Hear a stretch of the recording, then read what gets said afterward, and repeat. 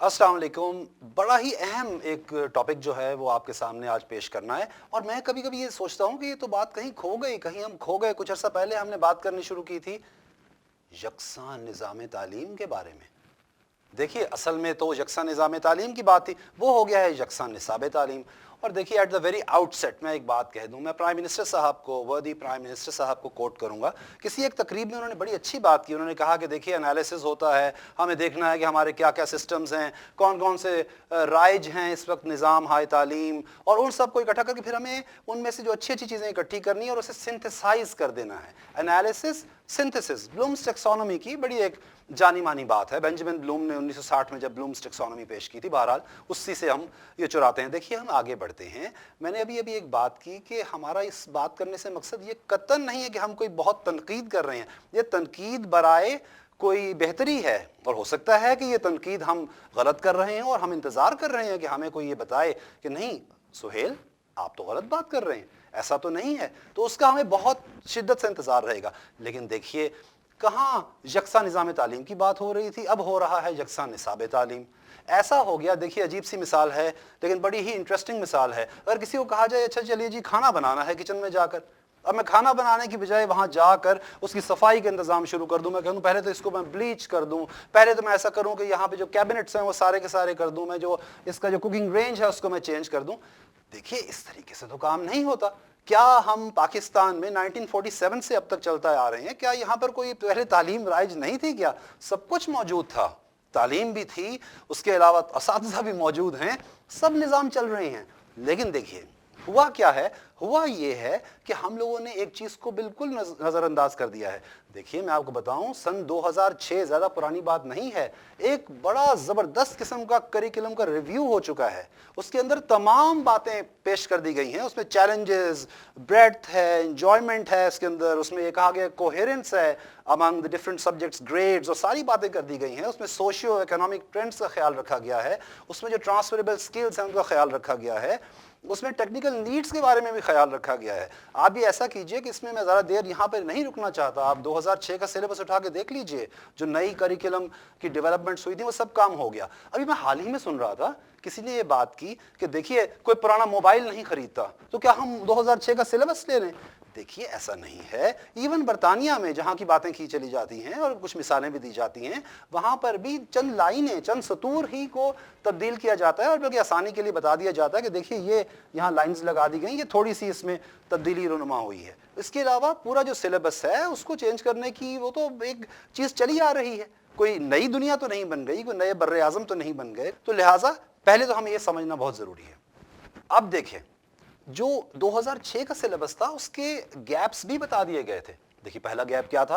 Of course ये बात हमेशा से होती है कि करिकुलम जो बनाया गया है उसकी डेवलपमेंट और उसकी इंप्लीमेंटेशन के दरमियान में गैप है। कोई बड़ी बात नहीं है, जब रिसोर्सेज कम हो तो ऐसी बात हो जाती है, मगर करिकुलम तो बन गया था ना। अगर उसकी इंप्लीमेंटेशन में गैप है तो वो एक अलग बात है, वो इतना कोई बहुत बड़ा मसला नहीं है और उसका हल हमारे पास मौजूद है।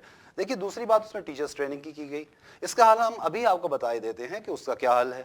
और आखिरी बात की गई कि assessment not harmonious with the curriculum. ये बहुत ही अहम बात है कि असल में निज़ाम इम्तिहान उसको थोड़ा सा ये समझ लीजिए कि उसको बेहतर करने की ज़रूरत है। इस पर हमने काम भी किया। When I used to work for the exam board, the British exam board Pearson, तो मैंने यहाँ के फेडरल बोर्ड के साथ उस पर काम भी किया था। और किसी अगली वीडियो में उसकी डिटेल्स भी आपको देंगे। लेकिन मैं इसलिए ये बात बताना चाह रहा हूँ आपको कि हम दिल से चाहते हैं, हम ये चाहते हैं कि कुछ चीज़ें हमारे पास हैं, उन चीज़ों को हम सामने पेश करें और उसके बाद उनको इम्प्लीमेंट किया जाए।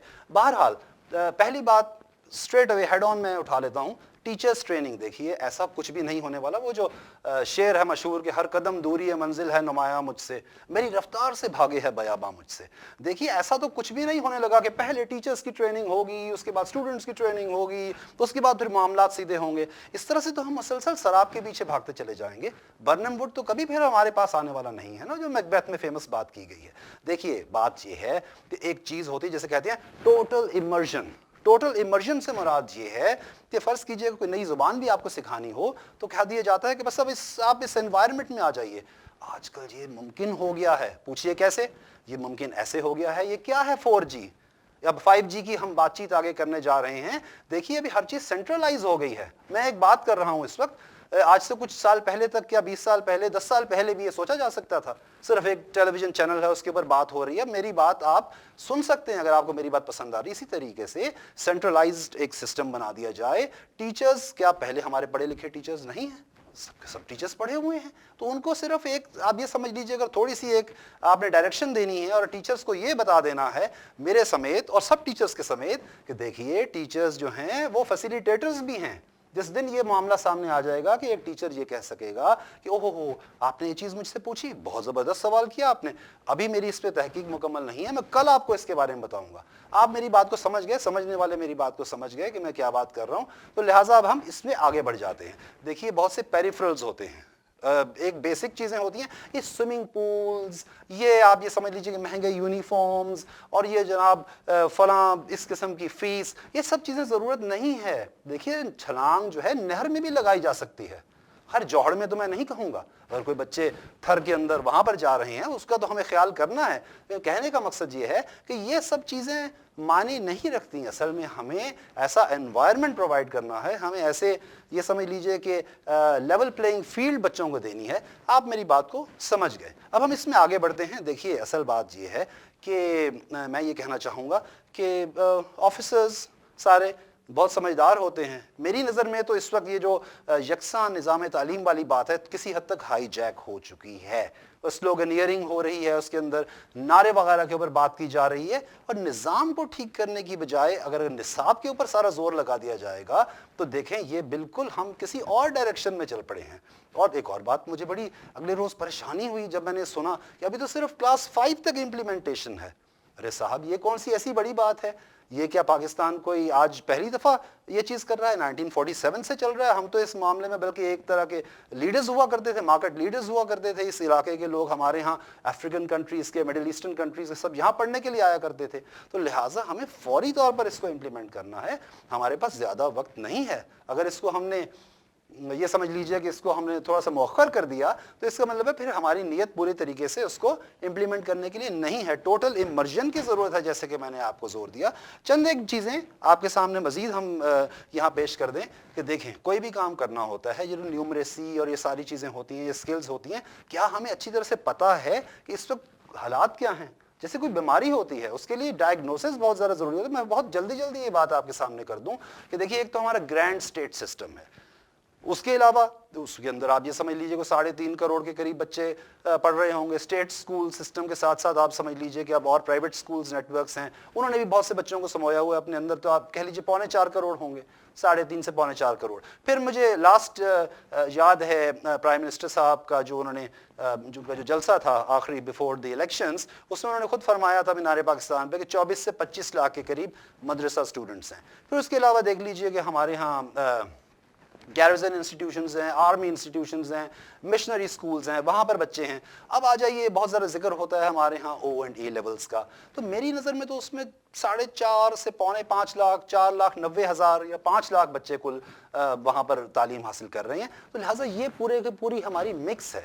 اس مکس کو ہم نے دیکھنا ہے، لیکن ایک بہت ہی اہم نقطہ، کیا اس کا کسی نے اس کی طرف اشارہ کیا؟ آپ کو علم ہے کہ 2.5 کروڑ 2.5 کروڑ 25 ملین بچے تو آفیشلی شاید ریکگنائزڈ ہیں کہ وہ اس وقت اسکول سے باہر ہیں۔ اسکول گوئنگ ایج چلڈرن جو 16 ایئرس تک کے ہیں، 5 سے 16 سال تک کے، وہ اسکول سے باہر ہیں، ان کو بھی تو اسکولس کے اندر ہم نے لے کر آنا ہے، ان کے بارے میں ہم نے ایک چیز سوچنی ہے۔ اور دیکھیے ایک متھ جو ہے آج اس کو ہم ختم کر دیں۔ دیکھیے اگر میں یہ بات کہہ رہا ہوں because I have work for the exam board, دیکھیے میں تو کام ہی یہ کرتا تھا پہلے کہ میں خود ایک ایگزام بورڈ کے اندر، اور میرا کام تھا کہ میں او اینڈ اے لیول کی ترویج کروں مختلف ممالک کے اندر۔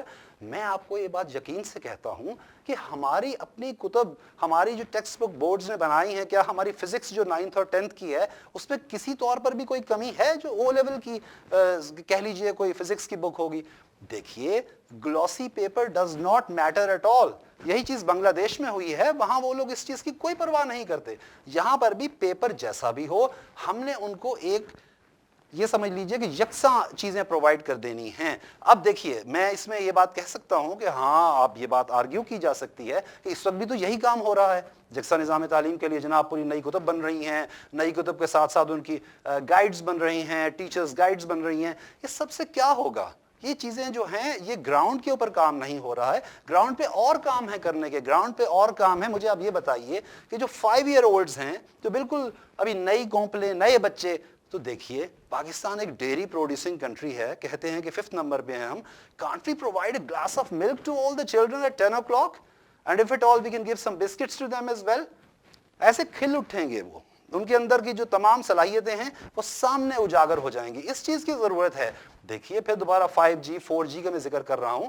ارے صاحب چھوڑیے 4G کو, آج سے کئی سال پہلے میں نے یہ بارہ ذکر کیا, اور بہت ہی اچھا ہمارا ایک جو بہت اچھے ماہر تعلیم ہے, ان کا نام ابھی میں نہیں لوں گا, تو ان کے ساتھ بیٹھے یہ بات ہو رہی تھی کہ کیوں نہ بدین کے اندر, تھر کے اندر, یہ جب یہ مانیٹرز ختم ہو گئے تھے اور یہ اسکرینز آ گئی تھیں, کہ جناب یہ تمام کے تمام وہاں پر ڈسیمینیٹ کر دیا جائے اور رائمز جناب 10 بجے لگا دی جائیں, اور بہت سے ایسے طریقے ہیں. ایک اور بات دیکھیے بہت ہی اہم ہے, وہ میں آپ کو بتاؤں, تو جو ابھی RT کے اندر بھی بات کی گئی, جو رشین ٹیلی ویژن ہے, لیکن میں نے اس سے بہت پہلے یہ والا ذکر کیا تھا, وہ یہ تھا کہ پاکستان میں ایک انگلش اسپیکنگ کمیونٹی جو انگلش کو آسانی سے سمجھنے والی ہے, وہ ایک اچھی خاصی تعداد میں موجود ہے. تو آگے کیا ہونے والا ہے, اب دیکھیے آگے جو آرٹیفیشل انٹیلیجنس اور جو تمام چیزیں ہیں وہ کس لینگویج کے اندر ہوں گی, ہماری وہ انگلش لینگویج کے اندر ہوں گی نا. تو لہٰذا یہ سب چیزیں ہیں, اور میں اب آپ کو اس کو سموتے ہوئے ساری چیز کو, اس کو ایک چیز میں منتج کرتا ہوں. دیکھیے اب پھر یہ تمام باتیں ہو گئیں, اب ہم اس کو سمیٹتے ہیں. یہ وسیع ٹاپک ہے, اس پہ بہت سی بات ہو سکتی ہے, لیکن سب سے اہم بات, سب سے اہم نقطہ کیا ہے, اسٹیٹ ٹیکس رسپانسبلٹی. اس کا مطلب کیا ہوتا ہے اسٹیٹ ٹیکس رسپانسبلٹی کا؟ دیکھیے یہ وہ موضوع نہیں ہے کہ جس کے اندر ڈفڈ آ کے ہمیں کوئی ہیلپ دے رہا ہے, کوئی یورپین یونین ہیلپ دے رہے ہیں, کوئی US ایڈ ہیلپ دے رہے ہیں. Education is the civil responsibility of the state. اور میں اس طریقے سے نہیں کہہ رہا جیسے عام طور پہ کہا جاتا ہے کہ اسٹیٹ کی ذمہ داری ہے اور وہ پورا کرے. میں یہ کہنا چاہ رہا ہوں کہ اس کے اندر بلا شرکت غیر, یہ صرف پاکستان کا اپنا ڈیسیجن ہونا چاہیے. اس میں بلکہ کسی NGO کو اجازت بھی نہیں ہونی چاہیے کہ وہ عمل دخل کریں. اور وہ دیکھیے دوسری طرف میں یہ بات بھی کہوں گا کہ اسٹیٹ ہوسٹیج باہر کا بھی نہ ہو, اور اسٹیٹ اپنے انٹرنل ہوسٹیج بھی کسی صورت میں نہیں ہوگی. دیکھیے ہم یہ بات سنتے ہیں کہ مدرسہ اونرز ایک بات کہہ رہے ہیں, جی انگلش اسکول اونرز ایک بات کہہ رہے ہیں. ایسی کوئی بات نہیں ہے. پہلی تو بات یہ کہ پریشان ہونے کی بات نہیں ہے. بھئی بتائیے کیا مواخات ہم نے پہلے نہیں پڑھی, بھائی چارے کے بارے میں ہم نے پہلے نہیں پڑھا, کیا قرآنی آیات پہلے نہیں ہوتے تھے سلیبس کے اندر؟ سب کچھ موجود تھا. اسی طریقے سے جو دوسری سیوکس کے ٹاپکس ہیں, جو دوسرے سوشل ٹاپکس ہیں, وہ سارے موجود ہوا کرتے تھے. ہر چیز اپنی جگہ موجود تھی.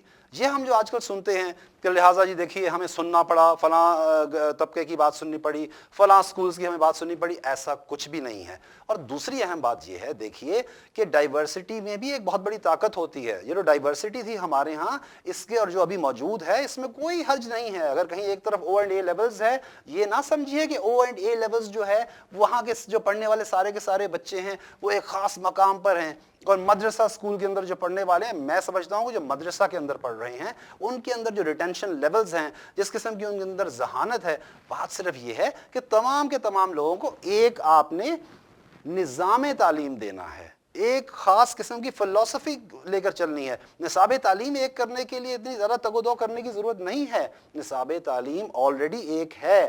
دیکھیے وہی فارمولاز ہر جگہ پڑھائے جاتے ہیں, کہیں کوئی الگ چیز نہیں پڑھائی جاتی. تو لہٰذا یہ نیگوسیشنز بالکل نہیں ہونی چاہیے. ہاں اس میں جزیات ہیں, چھوٹی چھوٹی باتیں ہیں, آنے والے دنوں میں ہم اس کو مزید آپ کے سامنے رکھیں گے. اس وقت جو اس کی بہت اہم ضرورت پیش آئی ہے ویڈیو کرنے کی, وہ اس لیے کہ ہم یہ دیکھ رہے ہیں کہ اب اس چیز کو رول آؤٹ کیا جا رہا ہے, اور جب رول آؤٹ کیا جا رہا ہے اس میں ابھی تھوڑا پریشانی کا عنصر شامل ہے, اس میں بات کلیئر نہیں ہے. تو لہٰذا اگلی ویڈیوز کے اندر ہم اس کو مزید آپ کو کھول کر بیان کریں گے, اس کی جو جزیات ہیں وہ سامنے لے کر آئیں گے. اور ہماری یہ خواہش ہے, ہم سب مل کر یہ چیز چاہتے ہیں کہ ہاں اس قسم کا ایک سسٹم ہو کہ جس کے اندر سے ایسے بچے پھر آگے نکلیں کہ جنہیں یکساں مواقع ہوں. صرف اس میں صرف ایک چیز کے مواقع کی بات جو کرنی ہے, وہ میں سمجھتا ہوں تھوڑا سا بات کو زیادہ سمپلیفائی کرنا ہے کہ جی مقابلے کے امتحانات میں یہ لوگ پاس ہوتے ہیں. پرائم منسٹر صاحب بھی اکثر فرماتے ہیں کہ دیکھیے کچھ لوگ ہیں وہی افسر بن جاتے ہیں. دیکھیے صرف افسر بننا ضروری نہیں ہے. اب جو دنیا جس طریقے سے رول آؤٹ ہو رہی ہے, خاص طور پہ پوسٹ کووڈ جو ورلڈ رول آؤٹ ہو رہا ہے, اس کے اندر اب بہت اور طرح کے حالات ہیں.